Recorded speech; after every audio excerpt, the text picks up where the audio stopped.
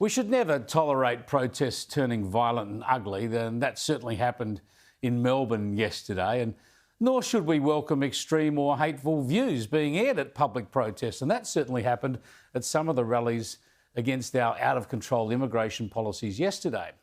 Now, I've got no appetite at all for this sort of stuff. Sickening neo-Nazis and racists ought to be exposed at every turn. But we do need to have a thorough debate about our immigration policies, of course, because they are out of control. The Albanese government promised to reduce migration and it hasn't delivered. And we do have a housing crisis, not to mention the worst social division in living memory in this country. And the extremists poison this debate so that bad policies continue because all the opposition to them is tarred with the same extremist brush. So today I want to show you how the media and some of our politicians seem to have different approaches to different kinds of extremism and hatred. They hide some forms of extremism, they make excuses for it, and they oppose others. I prefer to be consistent. I'll call out the hateful Islamist extremists and the feral socialist antagonists, as well as the neo-Nazis and the racists. Let me show you what I mean, just by showing you some ABC coverage of yesterday's events compared to their coverage of anti-Israel and pro-Palestinian protests last month. Flick on to yesterday's coverage and it was the unsavoury angles that dominated.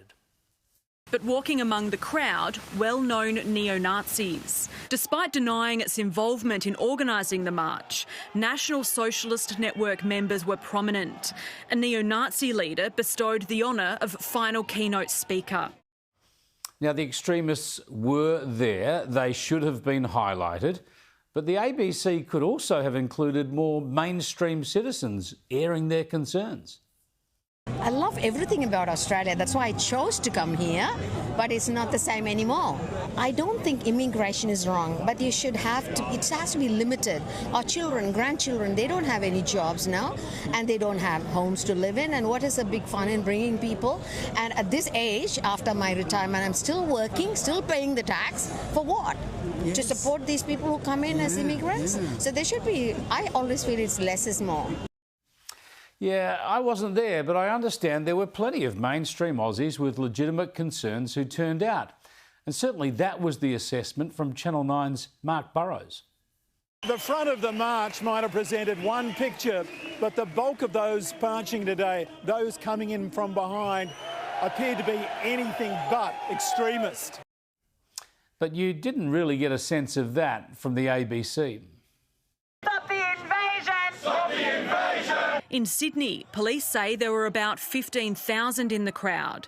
Members of a neo-Nazi group were also among the speakers there, but were booed out by others at the protest.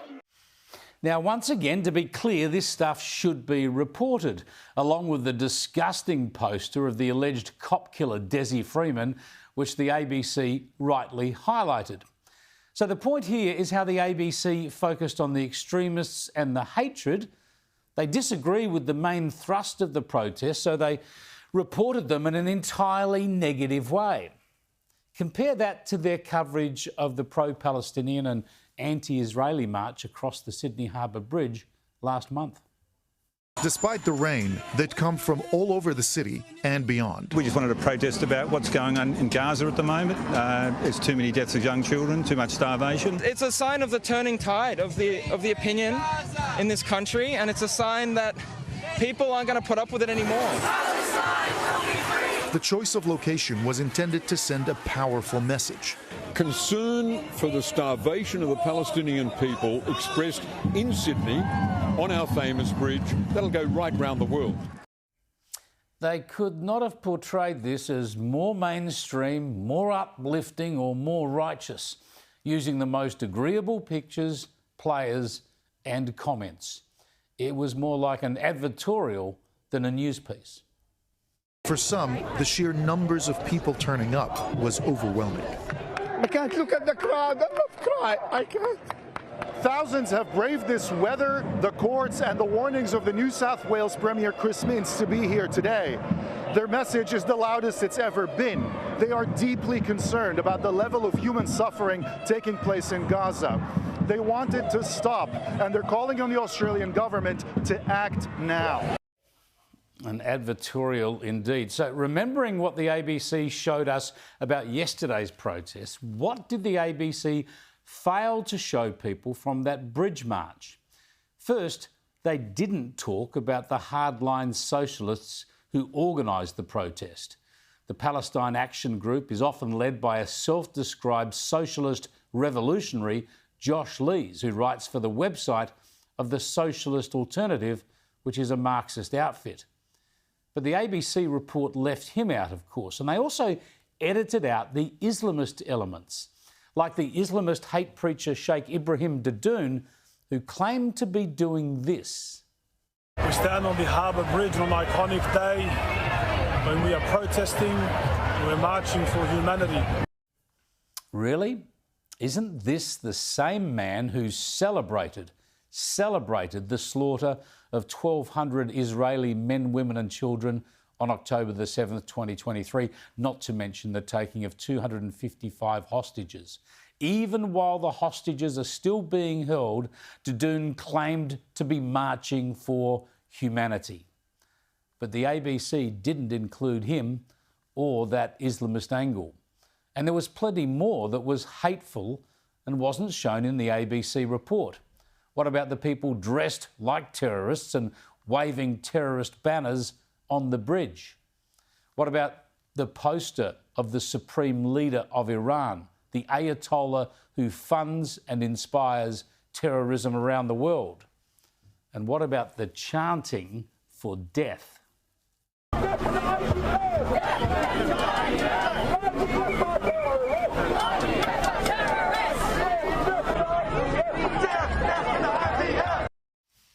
Yeah, death to the IDF, death to the military that every young Israeli serves in at some time. At other protests, they've chanted for intifada or a terrorist uprising against Israel. And of course, there's always the river to the sea chant that even the Prime Minister admits is a call for the elimination of Israel. Yet listen to how the Prime Minister described that Sydney Harbour Bridge march. Yesterday's march was peaceful and was an opportunity for people to express their concern about what is happening in Gaza. Just incredible, isn't it? I was staggered and called it out at the time. Most media, of course, went along with this delusion. Yet the Albanese Labor government's reaction to yesterday's protest was very different. Here it is, as covered by the ABC. Fighting against mass migration, joined by One Nation leader Pauline Hanson. What is this about? It's being proud of who we are. The Senator's views in the minority. We don't support rallies like this that are about spreading hate and that are about dividing our community. We are a country that is against extremism. Yeah, this extremism they call out. Radical socialists and radical Islamist extremists are not tackled. The leftist politicians and much of the media just pretend that stuff away. That's a double standard, and it's not good enough. The opposition leader seems to be getting stronger on these issues. She demanded better from Albanese today. Since Hamas's barbarism on the 7th of October 2023, new pressures have been placed on our social cohesion. There have been multiple failures of government to keep our communities safe and together. Synagogues have been firebombed with our Jewish community under siege. This past weekend, rallies occurred across Australia, attended by people of goodwill, but hijacked by violent neo-Nazis spouting hate and racism. That can never be accepted. This is a moment that demands leadership. The Prime Minister must show that leadership now. Yeah, you've got to be strong and consistent on this stuff. You have to stand up against extremism, otherwise the double standards and the willful blindness will only fuel more extremism.